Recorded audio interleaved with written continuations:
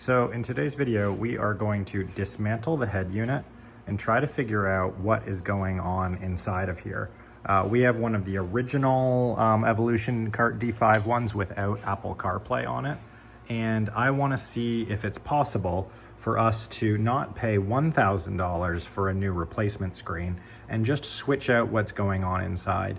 These screens really look quite similar to a couple online that are the Chinese Android Auto Head Units. So I'm going to dismantle it and see if we can figure out what's going on inside and if we can replace it without paying $1,000 to get that upgrade for CarPlay. After you undo 4 screws on the side, this top unit should pretty much come off like this.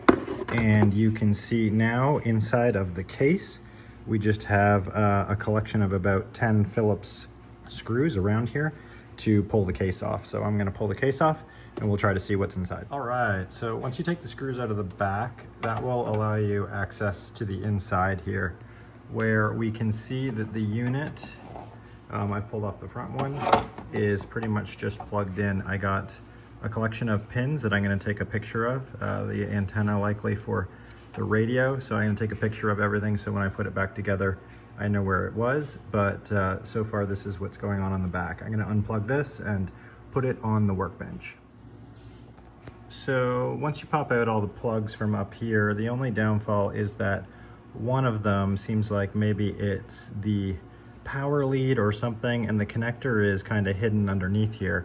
I assume on the inside of the harness that it would unclip somewhere downstream, but there is one that you can't get access to fully remove this without opening that and disassembling the harness.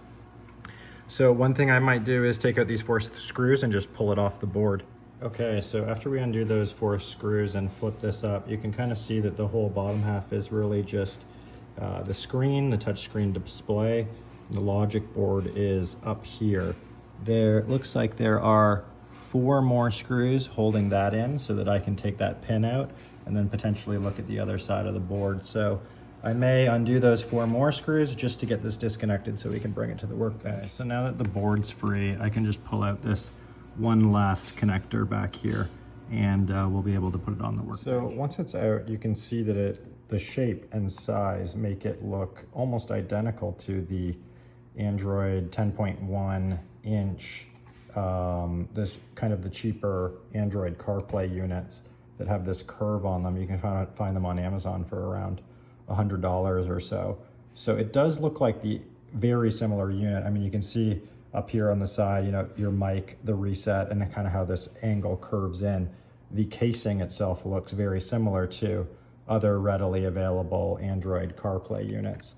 This one's kind of unique. It's hard to tell if it is running on Linux or what this one that is the pre-CarPlay unit is actually doing.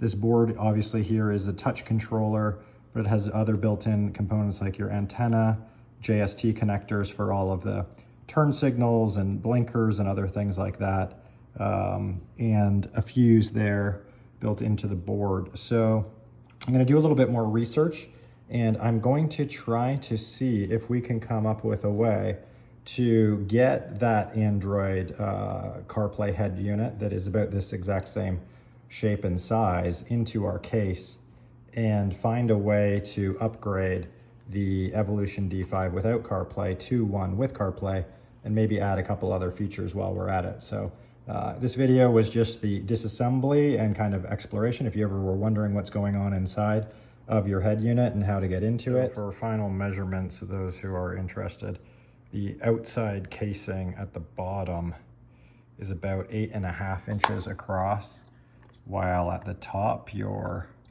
just under 9 inches across. I'm not really sure which size of a screen they claim this is. You know, to me, it looks like we are at horizontal distance from beginning of the screen to end in the screen at about like 8.5 or so inches across, maybe 8.75. It's hard to tell what they measure when they're making these screens, if it's full horizontal distance you're looking at, or just about 10.1 or so on that full edge to edge if you're not including the screen. So this is the Evolution Cart screen. from the D5 series pre-Apple CarPlay. Subscribe and I will figure out how to get this upgraded without spending $1,000 for sure. We can do it. Okay, so after some hunting on Amazon, I think I found the device that matches the exact same size.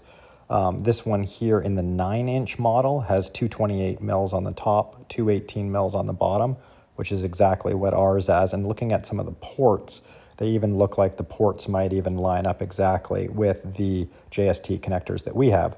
So for $135, I'm going to place an order and it'll be here tomorrow. So stay tuned.